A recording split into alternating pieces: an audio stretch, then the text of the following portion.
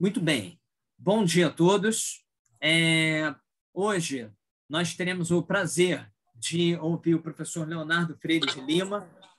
O professor Leonardo, ele é professor do Instituto de Biofísica Carlos Chagas Filho e ele aceitou gentilmente o convite para apresentar o seu trabalho para nós aqui hoje. Então, o professor Leonardo ele é formado em Ciências Biológicas, e a graduação foi feita na Universidade Unigran Rio, aqui do Rio de Janeiro, do estado do Rio de Janeiro. Ele fez seu mestrado e doutorado em Biofísica. O mestrado foi orientado pelo professor Norton Reise e o doutorado pela professora Lúcia Previato, que é uma das coordenadoras do grupo do nosso programa de oncobiologia. E o professor Leonardo também teve a oportunidade de fazer um pós-doutorado na Universidade de Washington entre 2008 e 2010 e é professor atualmente, como eu disse anteriormente, do Instituto de Biofísica Carlos Chagas Filho. Então, o professor Leonardo é um dos especialistas em glicobiologia, então ele é um dos grandes nomes da oncobiologia, mais especificamente da glicobiologia, que nós temos aqui no CCS, e é um prazer, então, poder ouvir o trabalho que ele tem desenvolvido aqui no Rio de Janeiro.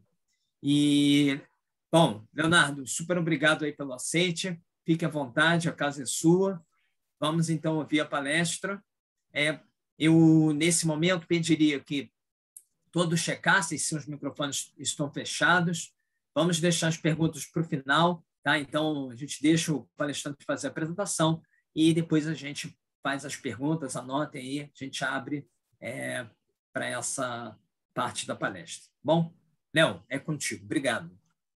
Bom dia a todos. Vocês estão me ouvindo bem? Super bem. Tudo. Então, de início, eu quero agradecer ao professor Robson pelo convite, né, a todos os envolvidos na coordenação do programa de oncobiologia.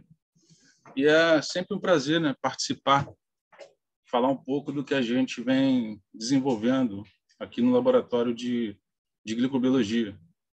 Ainda mais porque, né, eu sou um jovem docente, tenho 5 anos e pouco eu sou contratado como professor da UFRJ, e isso é muito gratificante poder dividir, compartilhar, né, os resultados, a gente pesquisa com pessoas, com pesquisadores de mais sêniores que estão aqui na sala, até mesmo com estudantes e com professores também jovens, porque isso abre espaço para a discussão, né, da nossa linha de pesquisa, dos resultados que estão sendo obtidos ao longo dos últimos anos. Então, o título que eu escolhi para essa apresentação, eu vou falar sobre a importância dos glicoconjugados na biologia celular e vou dar um enfoque mais nos projetos que estão em andamento aqui no laboratório de glicobiologia. Eu vou falar de alguns projetos que estão relacionados a alterações da glicosilação em células neoplásicas quimiorresistentes. Então, assim, para a apresentação ela ficar um pouco mais didática, né? Eu gosto sempre de fazer um sumário. Eu vou iniciar falando para vocês o que são glicoconjugados e as suas funções na biologia celular. Depois eu vou falar um pouco sobre características estruturais das glicanas O e N ligadas nas células neoplásicas, né? Porque em células neoplásicas essas estruturas apresentam diferenças significativas quando comparadas às células de tecidos sadios.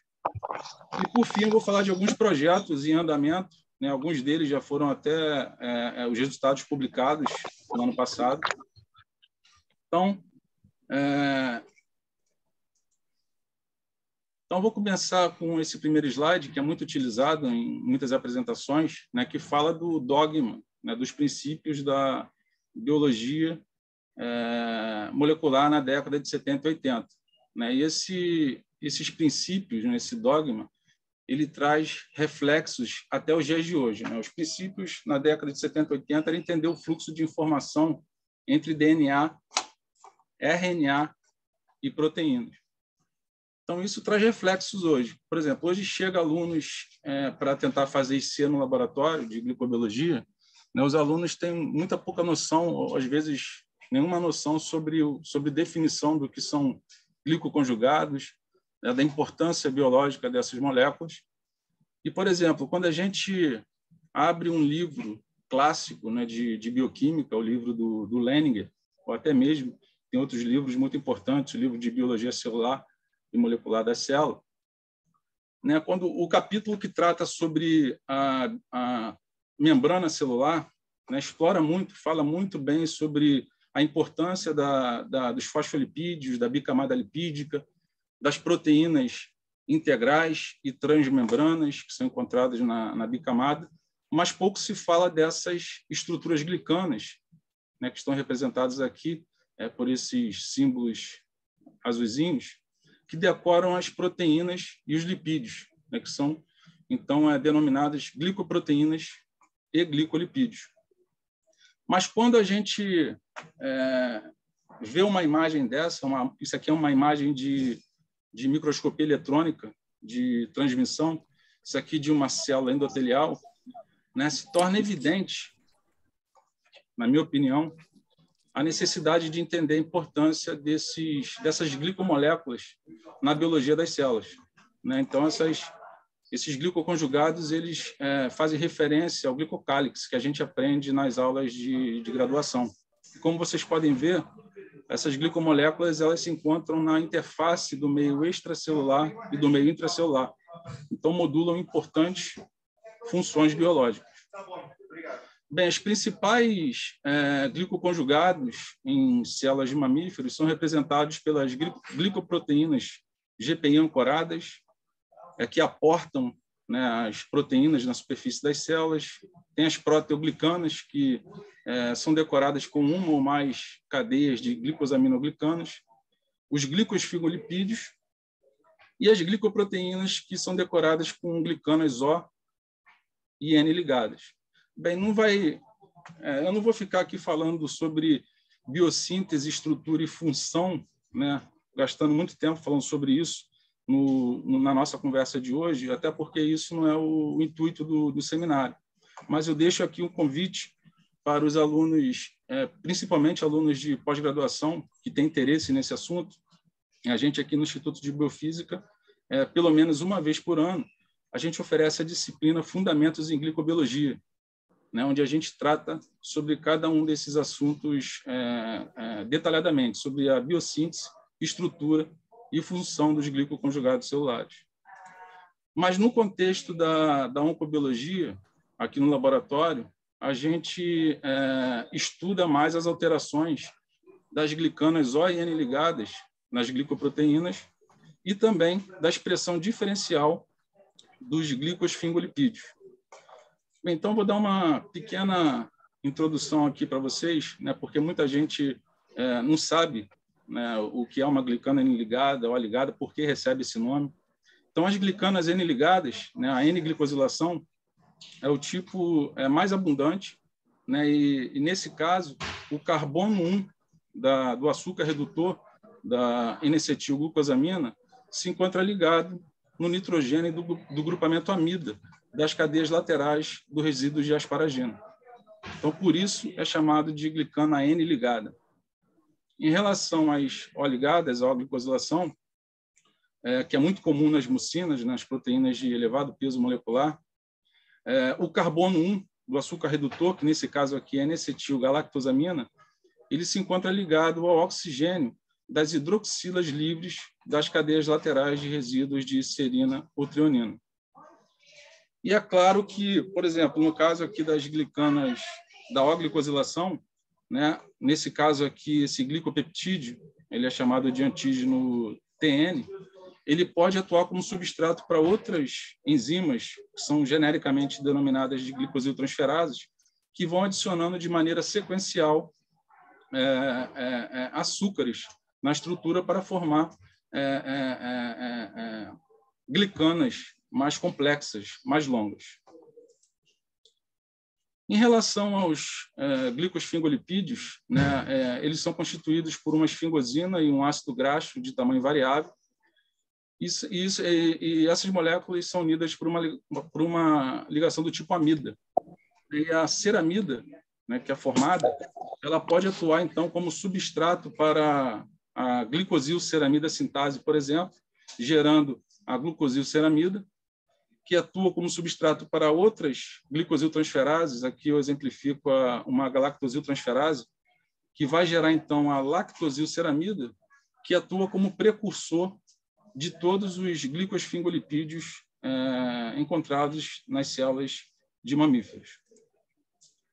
Bem, os glicoconjugados, eles modulam importantes funções,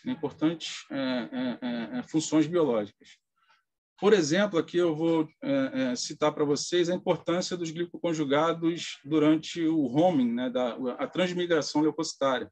Por exemplo, durante uma infecção causada por uma bactéria, um parasito. Então, as células inflamatórias, elas passam a expressar esse tetrasacarídeo. Vocês provavelmente já devem ter escutado falar, né? Ele é bastante comum, é o epítopo cialil-Liu-X, que apresenta elevada especificidade para selectinas que são expressas pelas células endoteliais, como a P-selectina e a E-selectina. E essa interação do epítopo cialil-Liu-X, aqui representado por esses aqui em verde, né, desempenha um papel importante no contato com a P e E-selectina, nas interações mediadas por carboidrato, proteína, em todos os eventos do homing, né, desde o rolamento até a transmigração, né, a chegada da célula inflamatória no tecido-alvo. Esses glicoconjugados, eles também estão envolvidos no reconhecimento extrínseco, né? Eles atuam como receptores para moléculas que também são expressas por micro-organismos. E aqui eu vou dar como exemplo para vocês uma proteína que é expressa na superfície do Trypanosoma cruzi, o agente etiológico da doença de Chagas, que tem a capacidade de transferir, né, ela rouba, né, unidades terminais de ácido siálico que da célula hospedeira para as glicoproteínas de superfície do parasita. Isso é um evento muito importante. Essa transialidase ela foi descoberta na década de 80 pelo grupo aqui do laboratório, né, pelos professores Lúcia Previato e José Osvaldo Previato, e desempenha um papel importante, porque isso faz com que o parasita ele meio que mimetize uma célula hospedeira, né, porque o parasita ele é incapaz de sintetizar o ácido siálico, então ele rouba esse açúcar da célula hospedeira. Isso é importante para que ele consiga burlar, né, o sistema imune e perpetuar a infecção. Bem, só que alterações quantitativas e qualitativas, né, na expressão dos glicoconjugados celulares também estão associados ao desenvolvimento, ao aparecimento de doenças crônicas, como, por exemplo, o câncer. Então, a gente sabe que uma célula tumoral ela é metabolicamente diferente de uma célula sadia. Então, a gente aprende nas aulas de bioquímica, né, que a glicose ela entra na célula, né, por intermédio dos transportadores de glicose, uma porção significativa é utilizada na via glicolítica para gerar ATP, uma outra parte vai para a via das pentoses, onde são gerados também intermediários importantes, mas o que não é falado nas aulas de bioquímica, né, e isso, na minha opinião, deve ser modificado, é que uma parte também significativa dessa glicose ela é desviada para uma via que recebe o nome de via de biossíntese e interconversão. Para cerca de 2 a 3% da glicose que entra nas células é desviada para essa via. E a partir da glicose são gerados aí pelo menos mais 9, 10 monossacarídeos diferentes. Provavelmente vocês já devem ter escutado falar sobre alguns que são bem comuns, como a galactose, a manose, a fucose, a xilose. E esses açúcares, né, eles são ativados e eles atuam como se fossem, vamos dizer assim, blocos construtivos, né, tijolinhos, que são utilizados por enzimas, como eu falei para vocês, que recebem o nome genérico de glicosiltransferases. né, que transferem esses açúcares para lipídios, para gerar os glicolipídios, ou então para as proteínas, né, para gerar as glicoproteínas. Por isso que a glicosilação ela também é denominada como uma modificação pós-tradução, né? Depois que a proteína é sintetizada, ela recebe, né, açúcares em sua estrutura. Só que em células tumorais, né, elas necessitam de mais energia para realizar suas funções vitais. Então, assim, uma faceta metabólica adotada pela célula tumoral é aumentar a expressão desses transportadores na superfície das células. E essas enzimas envolvidas na biossíntese dos dois glicoconjugados, elas apresentam expressão alterada nas células transformadas, né? Podem apresentar expressão aumentada ou então reduzida. Então, em relação às glicanas oligadas, né, normalmente elas apresentam-se como estruturas imaturas, estruturas truncadas, porque depois da adição da unidade de N-acetil-galactosamina nos resíduos de serina e treonina, outras enzimas que estão envolvidas na formação de glicanas mais longas e complexas apresentam sua atividade de expressão reduzida. Então, vocês provavelmente já devem ter até escutado falar sobre alguns desses epítopos que são utilizados como biomarcadores e alguns deles até como candidatos à vacina, né, para o tratamento do câncer, como o antígeno TN, o antígeno Cialil-TN, o antígeno T, que são bastante conhecidos. Em relação às glicanas N-ligadas, elas apresentam-se como estruturas longas, ramificadas e hipercialiladas, né? Isso se dá pelo aumento da expressão e atividade de enzimas que recebem o nome de glucinac transferases, né? Em especial, gostaria de chamar a atenção para essa beta-1,6, a glucinac transferase, que é conhecida, né, como GNT5. É ela que está envolvida, né, na adição dessa unidade de glucinac aqui na manose lateral do cortrimanosil dessa glicana N-ligada, que vai favorecer o aparecimento dessas estruturas tri- e tetraantenárias. Tá? Isso aqui, a expressão dessa enzima aqui é muito aumentada em células tumorais.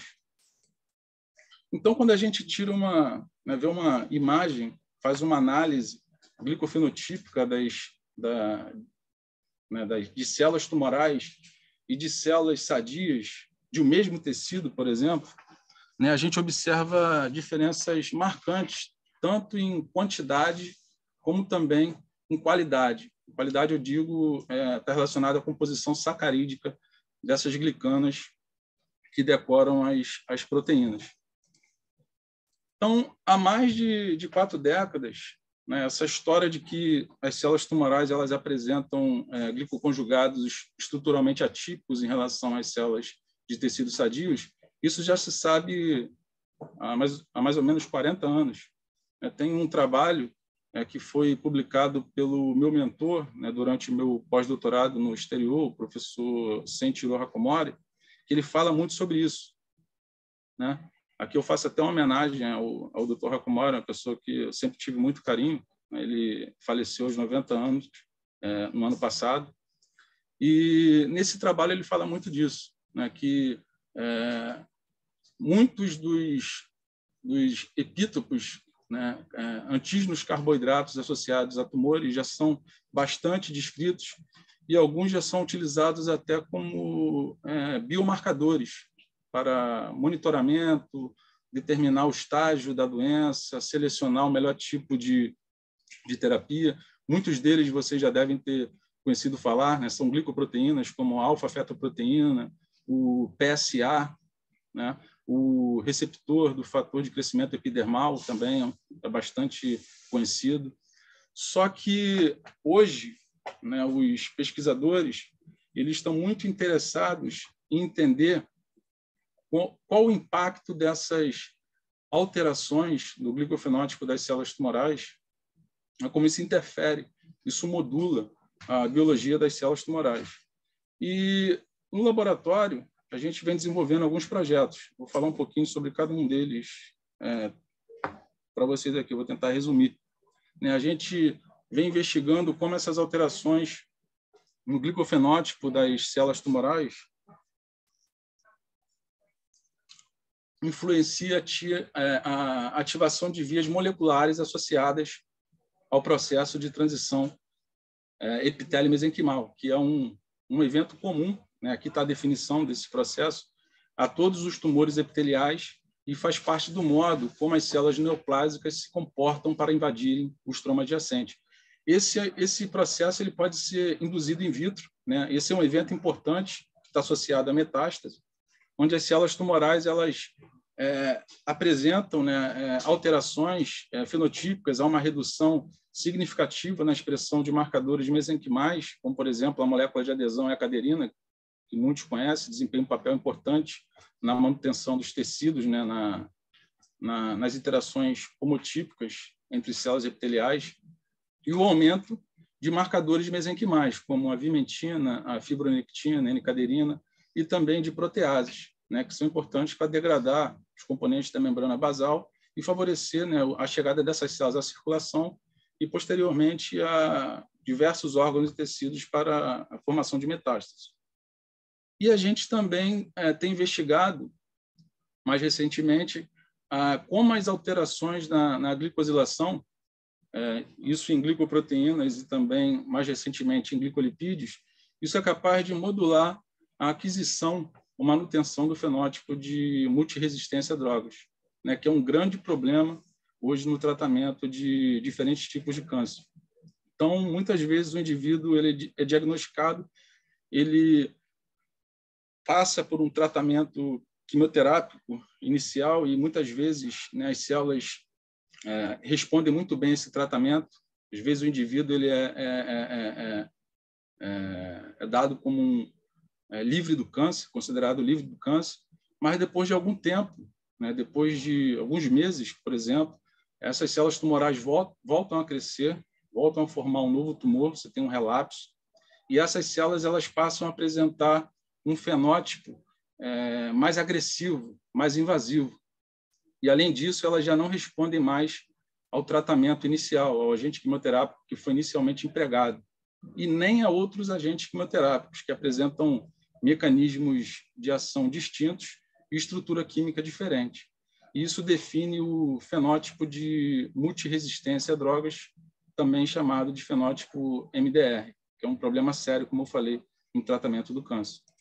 E no contexto do fenótipo MDR, no laboratório, a gente tem investigado muito as bombas de fluxo pertencentes à superfamília ABC, né, que são proteínas que promovem a extrusão de fármacos, né, elas que cospem o fármaco do interior para fora das células, e também a expressão diferencial de proteínas pró- e antiapoptóticas.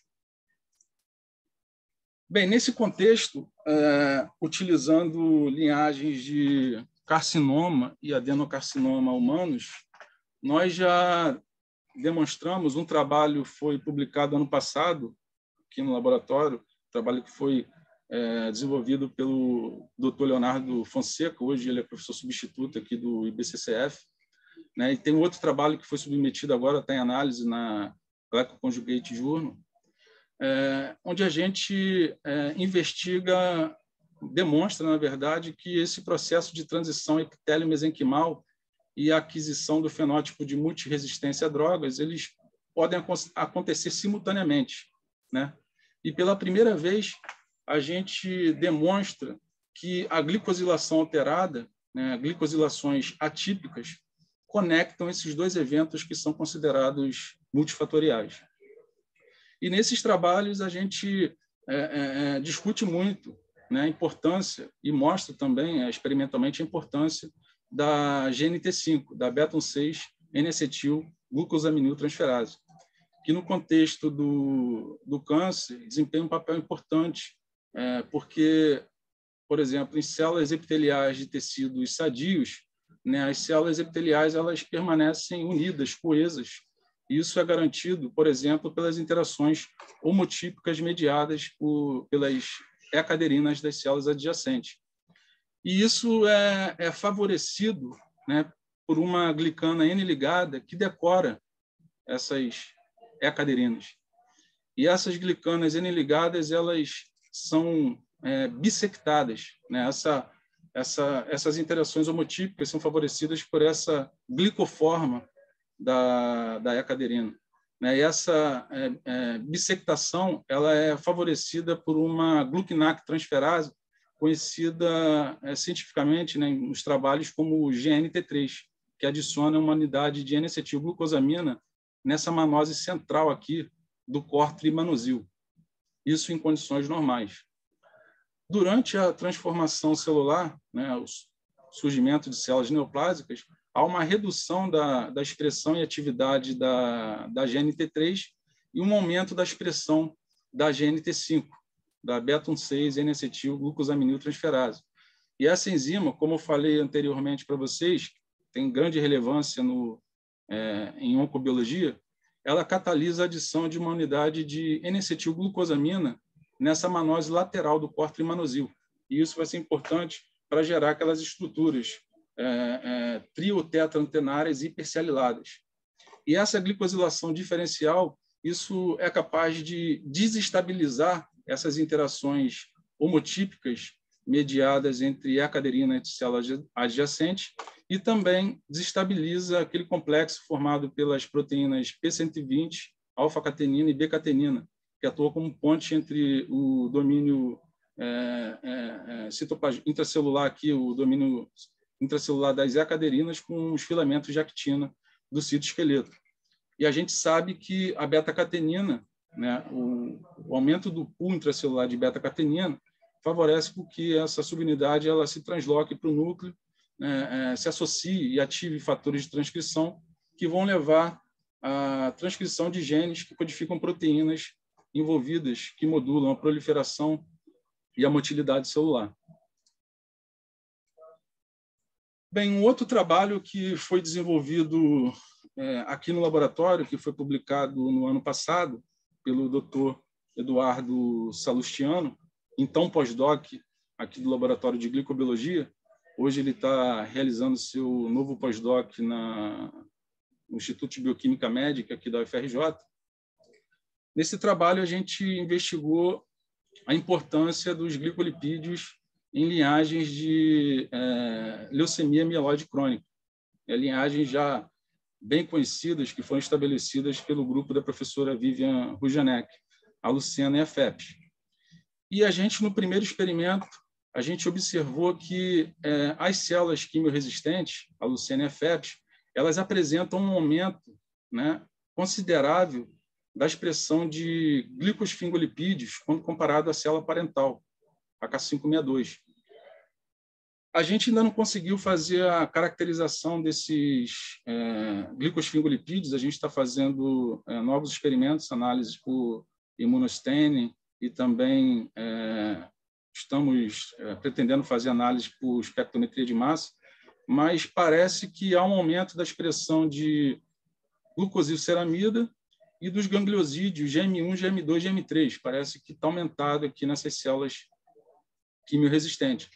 Agora, a expressão de glicosfingolipídios em células tumorais que foram submetidas a insultos citotóxicos, como, por exemplo, agentes quimioterápicos, ou até mesmo, por exemplo, por radiação ionizante, isso provoca, né, induz a ativação de um conjunto de enzimas que leva à síntese de novo da ceramida, ou a ceramida ela pode ser gerada pela degradação da esfingomielina.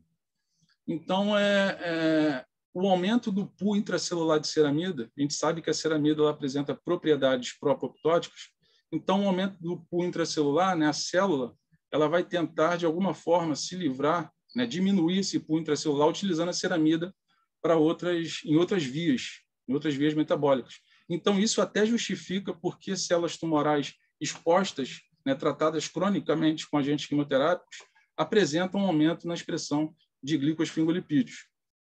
Agora, um resultado muito interessante que a gente observou, utilizando o inibidor da biossíntese de glicosfingolipídios, foi que, após o tratamento com esse inibidor, o ETDOP4, aqui em cima a gente tem uma TLC, né, mostrando os gangliosídeos totais, aqui embaixo, né, das células tratadas com o inibidor. Vocês percebam que há uma redução expressiva. né? E esse inibidor, ele inibe essa atividade da glicosilceramida sintase. Então, você não tem mais glucosilceramida e, consequentemente, você não tem mais substrato para gerar todos os outros glicosfingolipídios. E, como consequência dessa inibição, a gente viu que comprometeu a atividade de uma importante bomba de fluxo em células tumorais, que é a BCC1, também conhecida como MRP1. Então, a gente sabe, né, na literatura, a gente que trabalha com açúcar, com glicobiologia, que essas bombas de fluxo, elas são glicoproteínas, né? Essa hipótese, ela não foi ainda confirmada, a gente está fazendo alguns experimentos aqui no laboratório, mas a gente acredita que nos microdomínios onde essas bombas se encontram, né, interações mediadas por carboidrato ou carboidrato-proteína, né, entre os gangliosídeos e a bomba de fluxo, sejam essenciais para a atividade da BCC1. E quando a gente faz a depressão com a TDOP4, essa atividade ela é comprometida e a gente observa que as células quimioresistentes elas se tornam mais sensíveis à ação dos agentes quimioterápicos, vincristina e daunorubicina, né, quando eles são administrados em associação com o inibidor TDOP4. Tá? Isso aqui para a Lucena, em relação à FEP, apenas com fármaco daunorubicina. E isso também não foi observado, isso é um dado interessante, para a célula parental. A gente não conseguiu observar nenhuma diferença no contexto do IC50 quando a gente faz essa combinação do agente quimioterápico com o inibidor da glucosilceramida sintase. Então, assim, já existem algumas doenças genéticas, como a doença de Gaucher,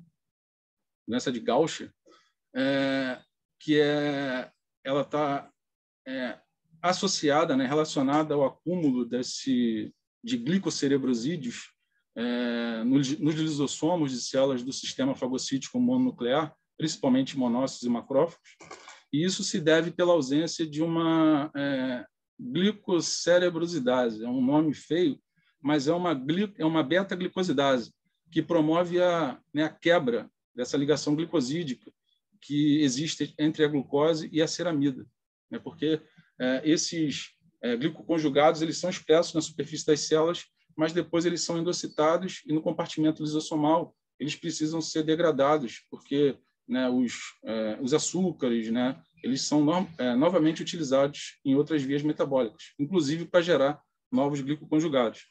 Então, para a doença de Gaucher, a primeira alternativa terapêutica é a reposição enzimática, né? Mas muitas vezes ocorre falha nessa tentativa de reposição enzimática e já existe tratamento, né, clínico utilizando inibidores da biossíntese de glicocerebrosídeos, inibidores da atividade da glucosilceramida sintase.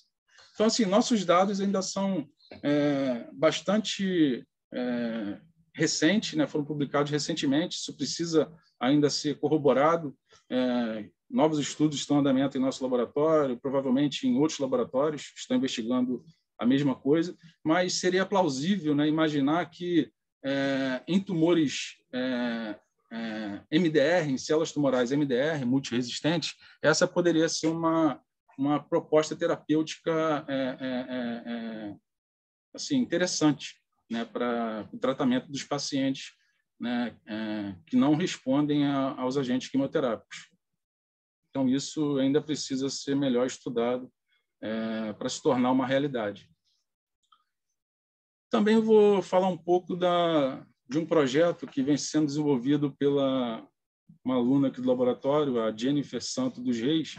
Ela termina a graduação em biomedicina agora, ela está no 8º período, ela já vem trabalhando comigo há pelo menos 3 anos, e a gente investiga o papel de uma glicosiltransferase, que recebe o nome de polipeptídeo N-acetil galactosaminiltransferase 6, é um nome grande também, nome complexo, mas a gente chama ela de PP-GalNAc-T6, e de uma isoforma atípica de fibronectina, que é encontrada apenas em tecidos fetais e células tumorais, né?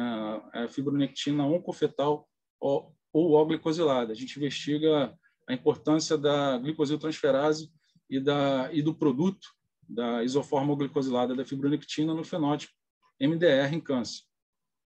Então, essa PP-GalNAc-T6, como vocês podem observar, ela apresenta expressão ubíqua, né? Ela é encontrada em diferentes órgãos e tecidos, e ela catalisa a adição de uma unidade de N-acetil-galactosamina a partir de UDP-GalNAc em unidades, em resíduos de serina treonina, né, na cadeia polipeptídica. Isso acontece no Golgi, né? Então, após a adição da GalNAc nos resíduos de serina treonina, um conjunto de outras glicosiltransferases, como gluquinac-transferases, galactosiltransferases e cialiltransferases, elas trabalham, né, de maneira sequencial, né, adicionando outros açúcares para formar essas estruturas mais longas e complexas. A GalNAc-T6, no contexto do câncer, ela já é utilizada como um marcador imunistoquímico para câncer de mama, câncer de pulmão, câncer de bexiga, câncer de próstata. Ela está envolvida também na promoção de metástase em diferentes tipos de câncer. Também está associada a baixo prognóstico, indivíduos com câncer que apresentam um aumento da expressão da glicosiltransferase. Só que ainda não existe na literatura relatos sobre o impacto, né, da expressão diferencial dessa enzima no fenótipo de resistência a drogas em células neoplásicas. Então, essa fibronectina oncofetal, né, ela foi descrita na década de 80 pelo grupo do professor Hacomori, em Seattle. Como eu falei, ela recebe esse nome porque ela expressa em tecidos fetais e células neoplásicas. E o mesmo grupo, 4 anos depois, demonstrou que ela é gerada pela ação de uma GalNAc-transferase, né, que adiciona uma unidade de N-acetil-galactosamina nesse hexapeptídeo que é encontrado no domínio 3CS, ou região variável da fibronectina. Então, a adição desse açúcar no resíduo de treonina, isso gera uma alteração conformacional na estrutura da glicoproteína, criando sítio de ligação para o anticorpo FDC6, é o anticorpo que a gente também dispõe aqui no laboratório, que foi gerado também pelo grupo do professor Hacomori, em Seattle. Então, desde a década de 80, a fibronectina oncofetal ela ficou sendo utilizada como um glicobiomarcador tumoral, né? E a partir de 2011, nós começamos, né, nós fomos os pioneiros, começamos a demonstrar pela primeira vez funções biológicas associadas a essa glicoproteína, principalmente durante o processo de transição epitélio-mesenquimal, né? Alguns trabalhos foram publicados pelo nosso grupo. E trabalhos mais recentes têm demonstrado que a expressão de componentes de matriz extracelular, né, incluindo a fibronectina, em células quimioresistentes, é capaz de modular o fenótipo de resistência a drogas em células tumorais. Uma série de trabalhos foram publicados nos últimos anos. E como esse processo de transição epitélio-mesenquimal ele está intimamente associado à aquisição do fenótipo de multiresistência a drogas em câncer, né, e a fibronectina oncofetal, O-glicosilada, ela é naturalmente expressa em células neoplásicas, nós nos interessamos em analisar, investigar o papel dessa glicosiltransferase e dessa isoforma atípica no fenótipo MDR em células tumorais. E, para isso, a gente começou a realizar os ensaios no modelo de câncer de mama, utilizando a linhagem MCF7. Né? O câncer de mama, porque ele em mulheres, ele é o mais incidente e letal, né? Matando milhares, centenas de milhares de mulheres por ano no Brasil e no mundo. Né?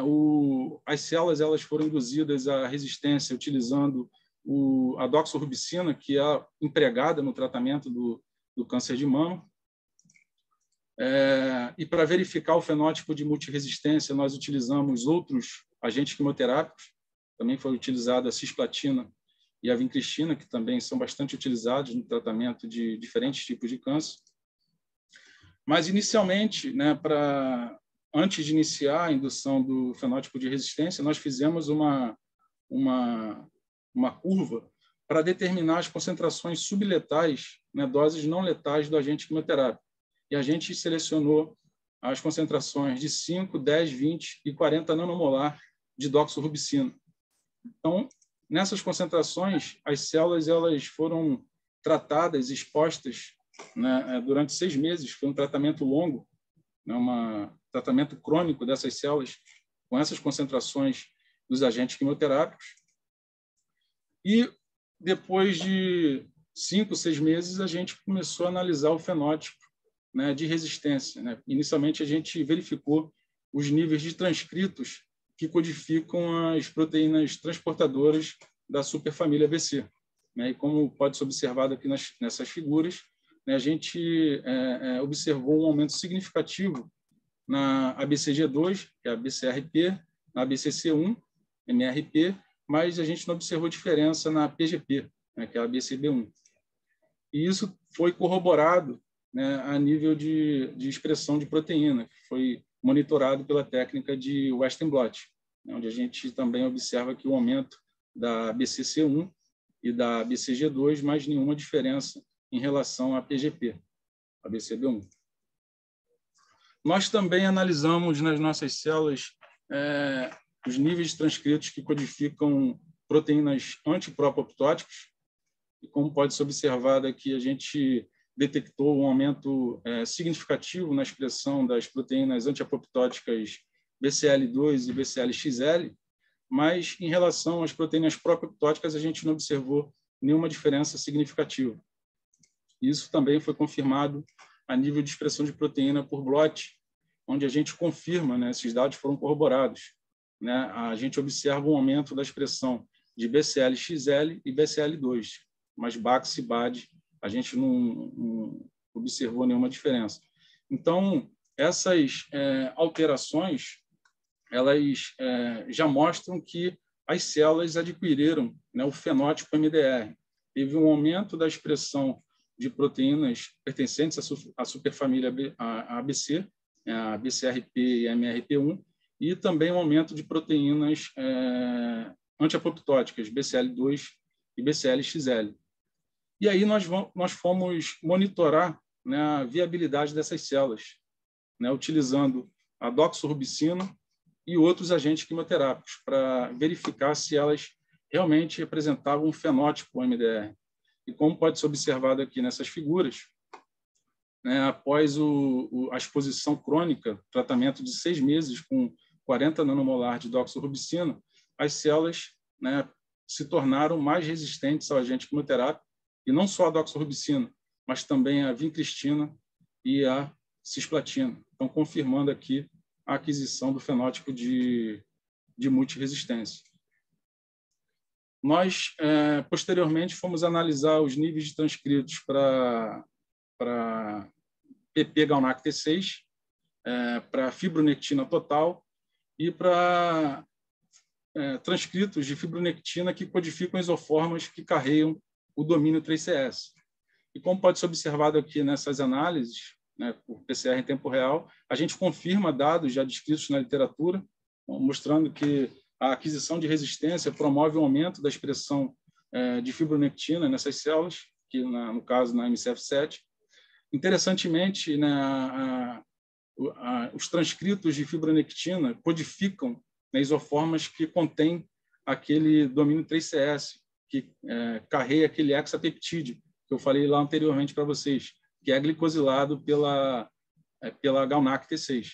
Também a gente observa esse aumento durante as nossas análises. E também observamos o aumento da expressão da enzima, né, da polipeptídeo GalNAc T6. Então, aqui a gente observa que a célula quimioresistente ela tem todos os quesitos necessários para a biossíntese do epítopo oncofetal, né? Tem um aumento da glicosiltransferase, da PP GalNAc T6 e também de transcritos que codificam isoformas que carregam hexapeptídeo, né, que atua como substrato para glicosiltransferase. Então, nós fomos analisar né, a nível de proteína, por Western blot, a expressão das fibronectinas.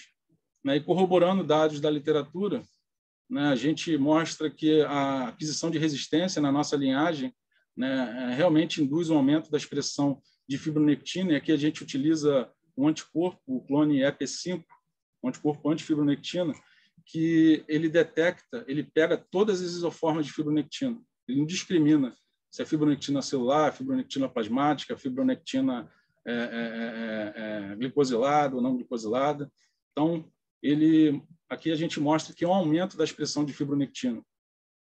Né? Interessantemente, a gente confirma lá os dados obtidos por PCR em tempo real, né, onde a gente demonstra um aumento, né, da marcação para o anticorpo FDC6, né, confirmando, então, o aparecimento dessa isoforma O-glicosilada de fibronectina nas nossas células quimiorresistentes.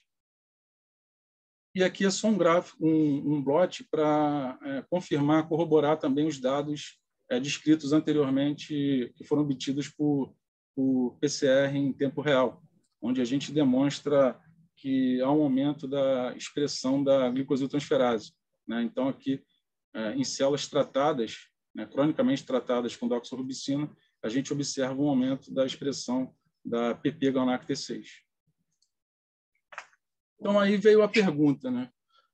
Será que o silenciamento da glicosiltransferase seria capaz de modular, né, o fenótipo de multiresistência? Então, nós adotamos a técnica de siRNA. Aqui, essas três barras aqui do lado esquerdo representam as células parentais, aqui as três do lado direito, células que foram tratadas cronicamente com a doxorubicina. Então, aqui a gente tem as células tratadas com siRNA controle, onde a gente não tem nenhuma diferença na expressão dos níveis de transcritos para T6. Aqui, quando trata com siRNA para T6, né, a gente observa uma redução. E nas células multiresistentes, quando a gente trata com siRNA para GalNAc-T6, também a gente observa uma redução significativa em relação às células que foram tratadas com siRNA aleatório. Tá? Isso foi confirmado pela técnica de Western blot, onde a gente demonstra que, onde a gente usa o siRNA específico para GalNAc-T6, há uma redução marcante na expressão da glicosiltransferase. Bem, e para verificar se esse silenciamento ele foi específico para GalNAc-T6, até porque existem pelo menos 22, 23 GalNAc-transferases já descritas, né, na literatura, a gente utilizou primers para duas outras GalNAc-transferases, que para GalNAc-T2 e GalNAc-T10, e como pode ser observado, utilizando o siRNA para T6, isso não foi capaz de interferir, né, nos níveis de transcritos para nenhuma das GalNAc-transferases, mostrando a especificidade do nosso silenciamento. E a gente foi verificar posteriormente se esse silenciamento ele interfere na expressão das isoformas de fibronectina, inicialmente a nível de RNA mensageiro. E como pode ser observado, né, aqui do lado direito, como eu falei, as três barras representam as células quimiorresistentes, desculpa. Então, a gente não observa nenhuma diferença na expressão, né, da fibronectina total. Aqui a gente utiliza um primer que pega todas as isoformas de fibronectina, como eu falei anteriormente, e nem da fibronectina 3CS. Tá? A gente não observa nenhuma diferença. Agora, quando a gente vai analisar a expressão de proteínas, a gente observa que o silenciamento da GalNAc-T6, como esperado, ele compromete a expressão da isoforma O-glicosilada, né, que é a fibronectina oncofetal. Então, em relação à fibronectina total, a gente não observa nenhuma diferença, né, na expressão, né, após o silenciamento, mas quando a gente silencia com siRNA para GalNAc-T6, há uma redução da marcação do FDC6. Tá? Então, há um comprometimento da biossíntese da fibronectina O-glicosilada. E, assim, para corroborar esses resultados, a gente utilizou um anticorpo monoclonal, também foi produzido e cedido pelo pelo professor Hakomori, que ele reage com fibronectinas que carregam aquele hexapeptídeo, a sequência VTH-PGY, só que o hexapeptídeo pelado, né, sem o açúcar. Então, esse resultado é bastante interessante. Quando a gente faz o silenciamento da GONAC-T6, né, como demonstrado aqui anteriormente, né, os níveis de mensageiro eles continuam elevados, né? Isso não modula a expressão de fibronectina a nível de RNA para as isoformas para transcritos que codificam isoformas que carregam o hexapeptídeo. Então, quando a gente nocauteia a enzima que adiciona o açúcar lá no resíduo de treonina, como esperado, a gente observa um aumento da marcação para o anticorpo YKH1, né? Porque aquele hexapeptídeo ele já não contém mais não carrega, né? Não é decorado mais com a unidade de N-acetilgalactosamina. Então, são resultados bastante interessantes. E esses gráficos aqui do lado, eles representam, né, a média de 3 experimentos individuais que foram realizados para confirmar esses experimentos. E nós fomos verificar se o silenciamento da PP-GANAC-T6 é capaz de modular o fenótipo MDR, né? E nós observamos que as células tumorais, as células MCF7 multiresistentes, elas se tornam mais sensíveis aos fármacos, tanto a doxorubicina como a vincristina e a cisplatina, como pode ser observado aqui, em células silenciadas para GANAC-T6. Tá? Então, em relação a esse projeto da Jennifer, que ainda está sendo fechado, a gente está escrevendo já para publicar o trabalho, né? A gente pode concluir que a exposição crônica com doxorubicina ela promoveu o aumento da expressão das bombas de fluxo ABCC1 e BCRP, né, BCG2, o aumento das proteínas antiapoptóticas, BCL-XL e BCL2, né, isso determinou o fenótipo MDR, essas células se tornaram mais resistentes à doxorubicina e a outros agentes quimioterápicos. Esse tratamento ele também foi capaz de promover o aumento da expressão da PP-GANAC-T6 e da isoforma O-glicosilada de fibronectina, que é a fibronectina oncofetal. Em relação a PP-GANAC-T6, né, o silenciamento, a gente observou que a gente teve sucesso no silenciamento da enzima, né, que foi específico, reduziu os níveis de transcritos e o nível de proteína também da glicosiltransferase e, consequentemente, os níveis de expressão da fibronectina oncofetal O-glicosilada. E isso foi capaz de tornar as células MCF7 multiresistentes mais sensíveis à ação dos agentes quimioterápicos utilizados no estudo. Então, nossos dados eles mostram, né, comprovam que a PP-GANAC-T6, essa glicosiltransferase, ela desempenha um papel importante na emergência do fenótipo de resistência a drogas em células tumorais. Então, como conclusões desse projeto, que a gente está ainda, né, na verdade, terminando para submeter o trabalho, a gente pretende continuar analisando o impacto do silenciamento da GANAC-T6 no fenótipo MDR, na linhagem estudada em outras linhagens tumorais humanas.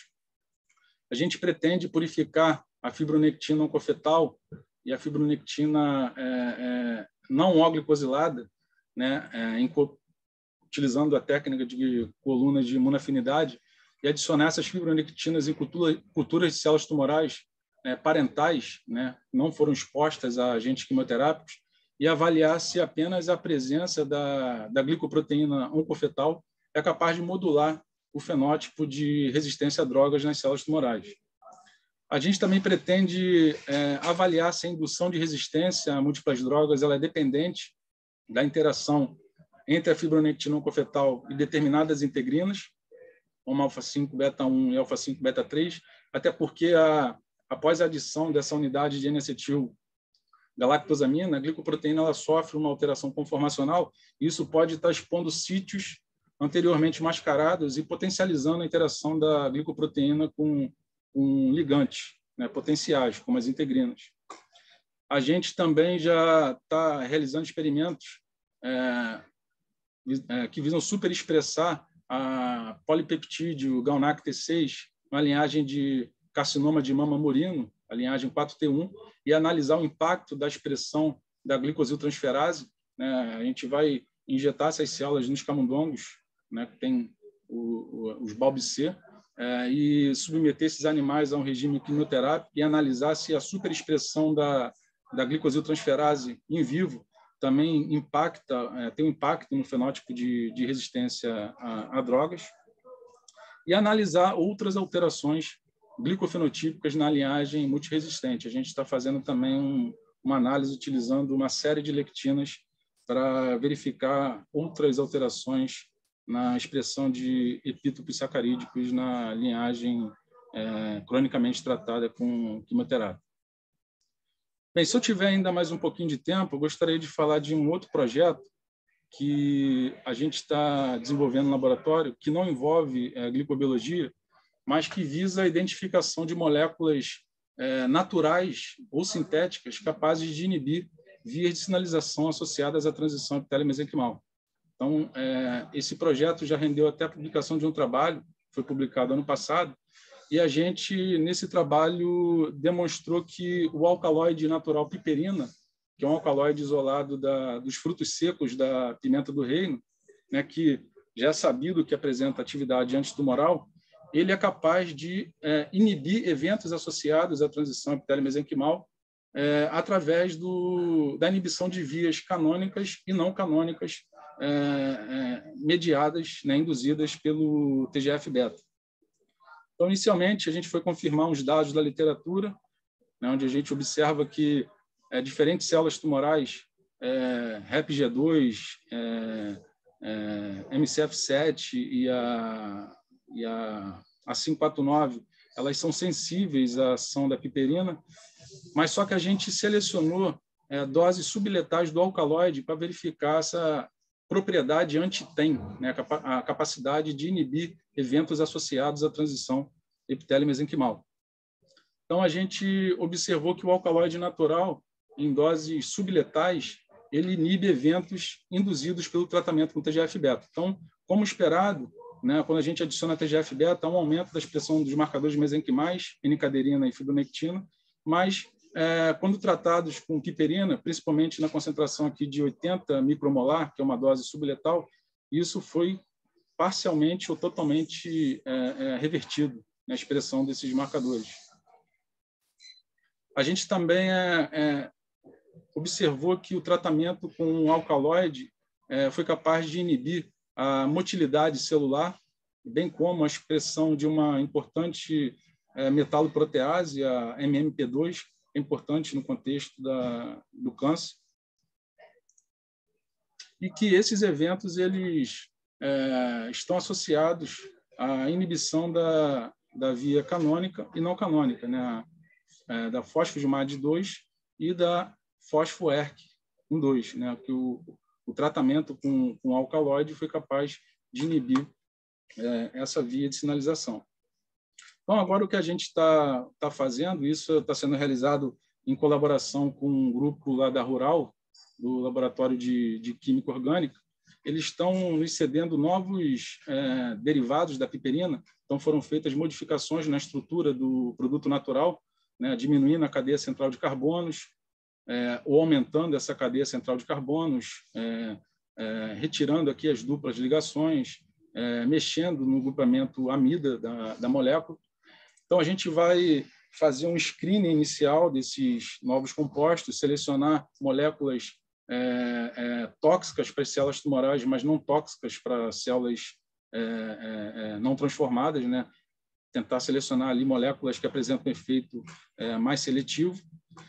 E essas moléculas vão ser testadas seu potencial antitransição epitélio-mesenquimal, já que a gente tem esse protocolo agora estabelecido no laboratório, E essas moléculas com elevada propriedade anti-TEM, né, elas serão utilizadas para tratar, né, camundongos inoculados com células tumorais murinas. Né? No caso aqui, a gente dispõe no laboratório de linhagens de adenocarcinoma de pulmão e a de câncer de mama, que são transduzidas com o gene da luciferase.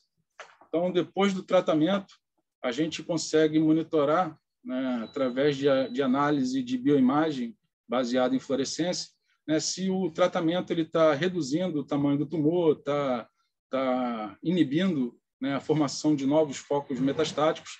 Então, esse é um modelo interessante para tentar encontrar moléculas de origem natural ou sintéticas que possam apresentar propriedades antimetastáticas. Então, aqui eu finalizo, né, a minha apresentação.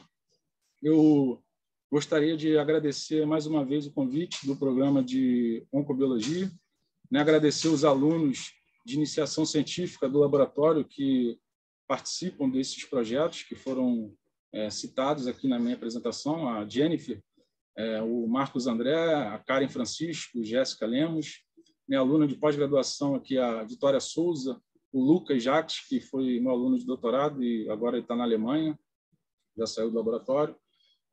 O professor substituto aqui da Biofísica, o Dr. Leonardo Fonseca, que também é pós-doc do laboratório.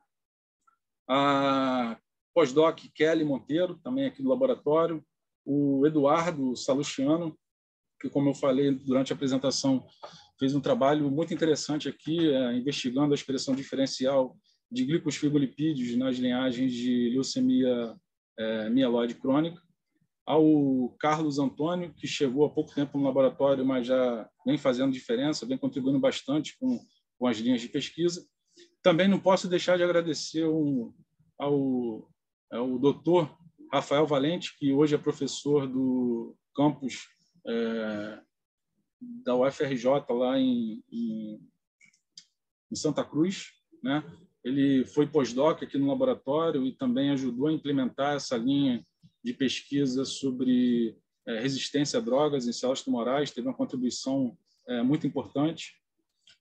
Aos professores Lúcia Previato e José Oswaldo Previato, né, por acreditarem nessa nova linha de pesquisa, até porque a minha formação aqui no Brasil, mestrado e doutorado, foi com parasitologia, né? Eu trabalhava com projetos envolvendo glicobiologia e imunologia, né? E depois eu fui fazer, como o Robson falou, um pós-doc fora do Brasil, trabalhando com Hakomori, e o Hakomori, por influência dele, eu decidi dar continuidade a essa linha de pesquisa que eu acho muito bonita, né? E a Lúcia e o José Oswaldo, eles, né, acreditam, sempre acreditaram em mim e têm me dado todo o suporte para desenvolver os projetos aqui no laboratório. E a toda a equipe do laboratório de glicobiologia, né, a parte técnica, que também contribui bastante para o desenvolvimento dos projetos. E agradecer às agências de fomento, a CAPES, o CNPq, a FAPERJ e a Fundação do Câncer. Então, agradeço a todos pela presença e eu termino aqui a minha apresentação.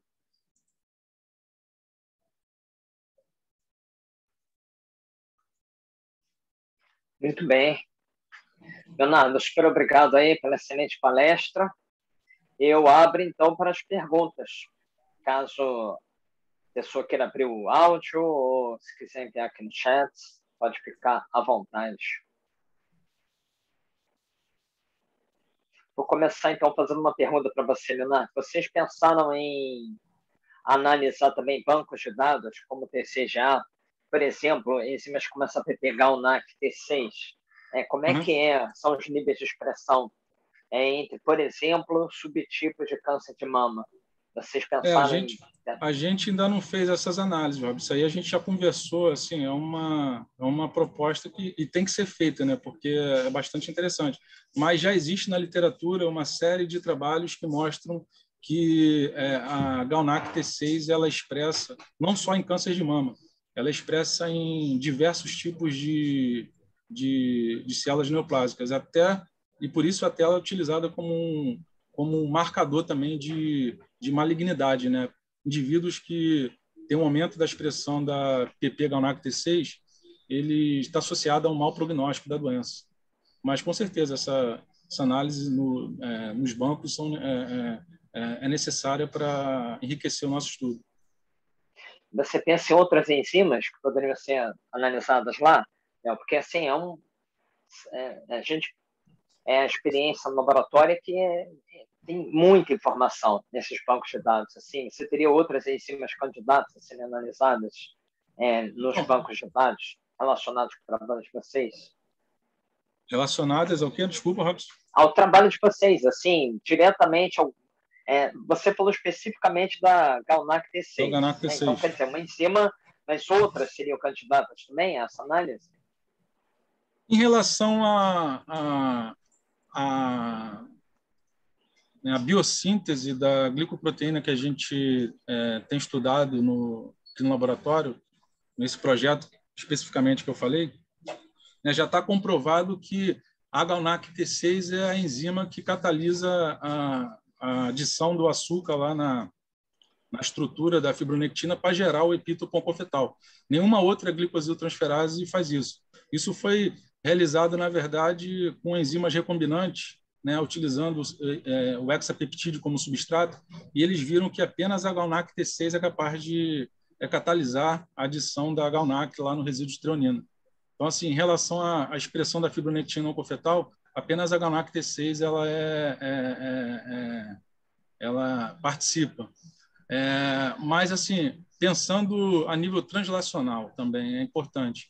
Já foram feitos alguns estudos com inibidores para a GalNAc T6 que esses estudos não obtiveram sucesso.